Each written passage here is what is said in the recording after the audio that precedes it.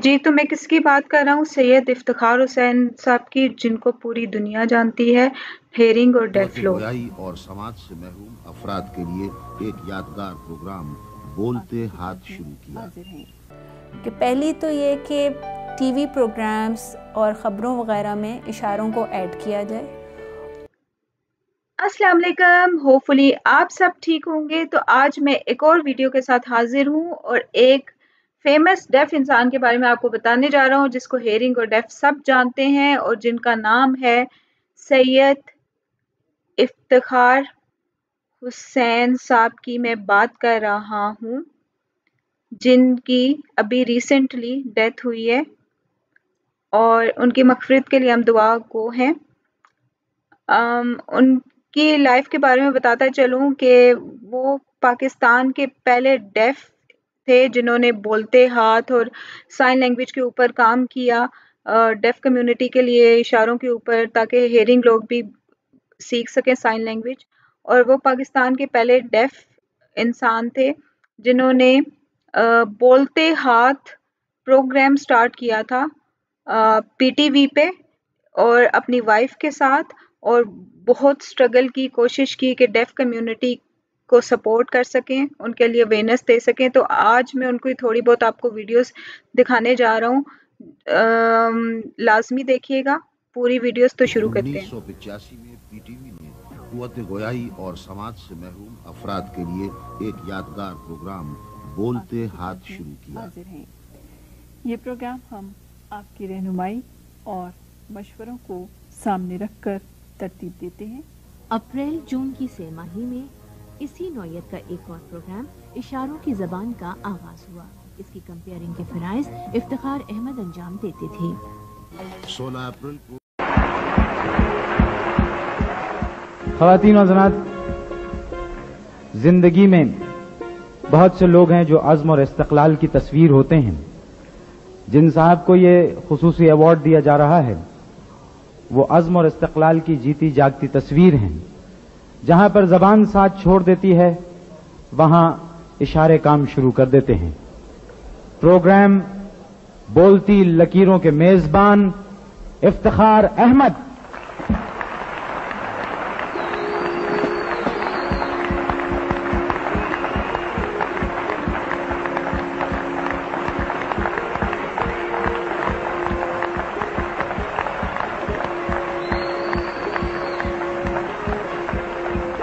बोलते हाथ के मेजबान इफ्तिखार अहमद।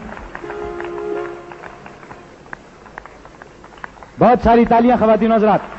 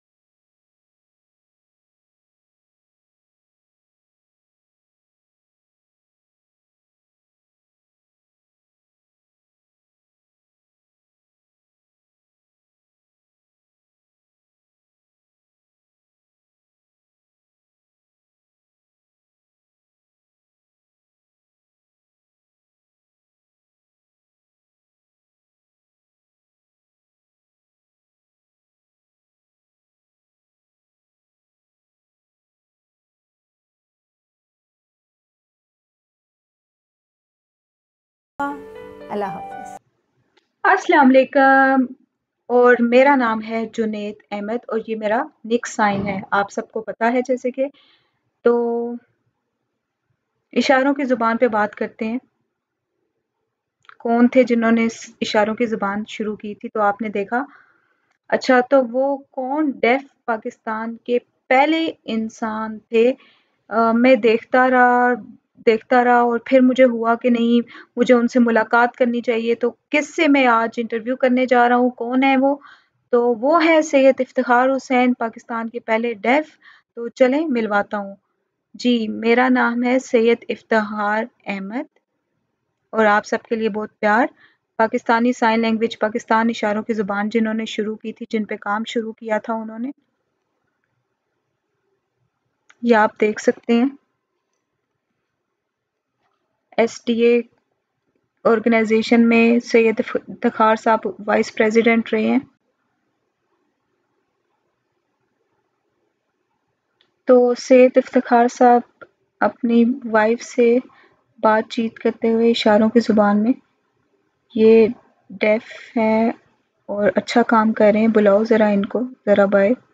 हाँ जी, आए जी। बहुत शुक्रिया, बहुत अच्छा लग रहा है और मैं यहाँ पे आया हूँ, मैं आपसे बातचीत करने आया हूँ और सैयद इफ्तिखार साहब से, और आज इंटरव्यू लेंगे उनसे। और ये मैंने देखी किताब के पाकिस्तानी इशारों की ज़ुबान पे और बहुत उम्दा है माशाल्लाह, और ये आप देख सकते हैं। और जितने भी डेफ हैं वो यहाँ से इशारों की ज़ुबान सीख सकते हैं मुख्तलिफ। तो ये रंग-बिरंगी किताब कलरफुल बहुत अच्छी है, पहले वाली ब्लैक एंड व्हाइट पे इतना अच्छा नहीं लगता, बट ये बहुत अच्छी है। और पहला सवाल आपसे ये है कि सैयद इफ्तिखार हुसैन साहब के बारे में बताएं, वो कौन है? जी बिल्कुल, सैयद इफ्तिखार हुसैन साहब के बारे में आपके सवाल का जवाब देता हूँ कि बहुत साल पहले जो है वो मैंने इशारों की ज़ुबान पे काम किया और सिखाई इशारों की ज़ुबान। गवर्नमेंट मुझे सपोर्ट नहीं करती होती थी इसके ऊपर एज़ अ डेफ के, वो कहते थे बात करो, बातचीत करो, इशारे नहीं करने, हाथ बांधने को कहते होते थे। और पूरे पाकिस्तान में इसी तरह ही था। और मैं देखता होता था कि ये क्या, जब मैंने बाहर जाके देखा वहाँ पे यूएन के साथ जब कोऑर्डिनेशन हुई, तो वहाँ तो हेयरिंग और डेफ लोग जो हैं वो इशारे कर रहे हैं, बट यहाँ पे मुझे बहुत दुःख होता था। इस तरह मैंने वहाँ से सीखा, कोशिश की, सपोर्ट ली और गवर्नमेंट को बताया, तो गवर्नमेंट ने कहा कि नहीं भई, बातचीत करनी है, इशारे इस्तेमाल नहीं करने, बातचीत करो। और मैं देखता होता था, फिर मैंने कोशिश शुरू कर दी कि, और इस तरह जो है वो पीटीवी प्रोग्राम शुरू किया बोलते हाथ। गवर्नमेंट ने बंद करने को कहा कि पीटीवी प्रोग्राम नहीं करना, और इस तरह जो है वो अदालत में मैं अपना केस लेके चला गया कि वहाँ पे गवर्नमेंट आए और वहाँ पे फ़ैसला किया जाए कि क्यों नहीं यहाँ पे इशारे इस्तेमाल करने। हर जगह तो पूरी दुनिया में हो रहे हैं, यहाँ पे इशारे क्यों बंद किए जा रहे हैं? क्या मतलब, कोशिश करने के बावजूद भी कुछ नहीं हुआ। फिर इस तरह जो है वो स्वीडन यूनिसेफ के साथ मेरा एक राब्ता बना और वहाँ पे मैं चला गया स्वीडन के अंदर, और वहाँ पे मैं गया तो बातचीत शुरू हुई और देखा गया कि भई क्यों इशारों को बंद किया जा रहा है? क्या ये कोई मैंने उनसे सवाल किया कि भई जैसे हम नमाज़ पढ़ते हैं, दुआ भी तो माँगते हैं, तो हम अ, हाथ पकड़ के ही दुआ माँग रहे होते हैं ना। इसी तरह अगर हम पुलिस वार्डन्स की बात करें, तो वो भी तो इशारों में ही सिग्नल्स वग़ैरह दे रहे होते हैं। इसी तरह एयरपोर्ट पे भी आप देख सकते हैं, वहाँ पे भी तो दिए जा रहे होते हैं इशारों से सिग्नल्स। इसी तरह बच्चा क्या पैदा होते ही बातचीत करना शुरू कर देता है, वो पहले हाथ हिलाना शुरू कर देता है कि आप उसके हाथ बाँध देंगे और आहिस्ता-आहिस्ता वो बातचीत करना शुरू करता है, बोलता है। लेकिन क्या आप उसको मना करेंगे कि भई हाथ ना हिलाओ, हाथ ना हिलाओ, सिर्फ़ बात करो? तो इसी तरह क्या मतलब, ये कोई मज़ाक है या कोई फूल है? तो इसी तरह जो है वो देखा जाता है कि दुनिया में, मतलब जैसे खाना खाना है, किसी को बुलाना है, क्या हम इशारे ही तो कर रहे हैं, क्या हाथ नहीं हिलाएँगे तो क्या इस तरह करके हम बता रहे होंगे कि फिर डेफ लोगों के हाथ क्यों बाँध दिए? तो फिर मैंने यूनिसेफ से, यूएन से इस चीज़ के ऊपर सवाल किया कि फिर उन्होंने कहा कि नहीं भई, ये क्या इशारे क्यों नहीं कर सकते, तो ये क्यों नहीं हम हाथ हिला सकते, इशारे इस्तेमाल कर सकते। तो इसी तरह जो है वो फिर स्ट्रगल शुरू होगी और वहाँ पे जो है वो अमेरिका के साथ भी इस चीज़ के ऊपर काफ़ी ज़्यादा बहस हुई। तो इस तरह जो है वो हमने इशारों की ज़ुबान को यहाँ पे लॉन्च कर दिया। आखिरकार जो एफ़र्ट्स हैं वो रंग ले आई और यहाँ पे वापस आके इशारों की ज़ुबान के ऊपर काम शुरू कर दिया। और गवर्नमेंट के एक बंदा था, उन्होंने जब मेरी एप्लीकेशन देखी और सोचा कि हाँ, बिल्कुल नहीं होना चाहिए, उन्होंने काफ़ी और इशारों की ज़ुबान जो है वो आम कर दी। तो इस तरह जो है वो फिर बातचीत करने की बजाय जो है वो हमने इस चीज़ के ऊपर मैंने काम शुरू कर दिया और सिखाना शुरू कर दी। सबको इशारों की ज़ुबान सिखाना शुरू कर दी। और अगर बात करूँ जैसे छोटे बच्चे हैं, ठीक है, अगर जो वो बोल पा रहे हैं, 5 साल के हो गए हैं और ये आ गए हैं और मतलब देखा जाए कि अगर 5 साल के बाद भी वो बोल पा रहे हैं तो ठीक है, लेकिन अगर वो नहीं बोल पा रहे, उनके लिए मुश्किल हो रहा है, तो वो क्या इस तरह मुँह हिलाते रहेंगे और नकलें लगाते रहेंगे? वो किस तरह, उनके लिए इशारों की ज़ुबान तो उनको करनी पड़ेगी, इशारों से बात करनी पड़ेगी। वो क्या इस तरह ऐसे ही बोलते रहेंगे? क्या मतलब वो किस तरह कम्युनिकेट करेंगे? और इस तरह जो है वो उन्होंने कहा था कि नहीं, इशारों की ज़ुबान बंद कर देते हैं पहले जब, तो क्या इस तरह क्यों नहीं सिखानी? डरते होते थे कि नहीं जी, हम इशारों की ज़ुबान ही सिखाएँगे, शर्म आती थी और 200 लोगों को क्या मतलब इशारों की ज़ुबान आप सिखाएँगे। तो ख़ैर फाइनली जो है वो ये लॉ पास हो गया, तो इस तरह इशारों की ज़ुबान के ऊपर गवर्नमेंट ने थोड़ा-सा डाल दिया कि हाँ जी, यहाँ से जो है वो इफ्तिख़ार साहब इशारों की ज़ुबान सिखाएँगे। तो फिर इस तरह सबको इकट्ठा करके और डेफ़ हों पूरे पाकिस्तान से आए और इस तरह किताब बनना शुरू की और बनाना शुरू की और दूसरों को सिखाना शुरू किया। तो ये आप देख सकते हैं पूरे पाकिस्तान में मुख्तलिफ़ जगहों पे इशारों की ज़ुबान सिखाई जाने लगी। ये आप देख सकते हैं। इस तरह इशारों की ज़ुबान शुरू हुई।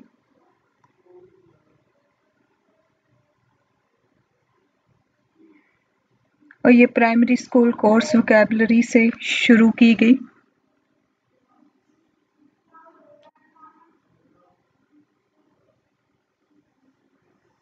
और इस तरह जो है वो यूएन ने सपोर्ट करना शुरू कर दी।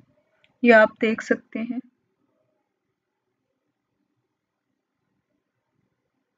बिल्कुल।